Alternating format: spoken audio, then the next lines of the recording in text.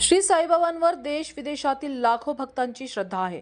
याच श्रद्धेपोटी भाविक श्री साईबाबांच्या जोळीत भरभरून दान देत असतात। आज दिनांक 14 फेब्रुवारी 2026 कोठारबन जिल्हा बीड महाराष्ट्र येथील साईभक्त धनराज रावसाहेब मुंडे यांनी श्री साईचरणी 59 ग्राम वजनाचा आकर्षक नक्षीकाम असलेला सोन्याचा हार श्री साईबाबांच्या चरणी अर्पण करून श्री साईबाबा संस्थानचे मुख्य कार्यकारी अधिकारी गोरक्ष गाडीलकर यांच्याकडे सुपूर्द केला आहे।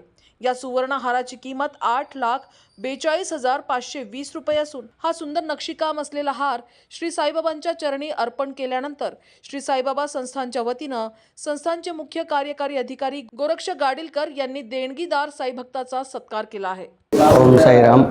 मी धनराज रावसाहेब मुंडे, राहणार कोठारबन, तालुका वडवणी, जिल्हा बीड येथील रहिवासी आहे।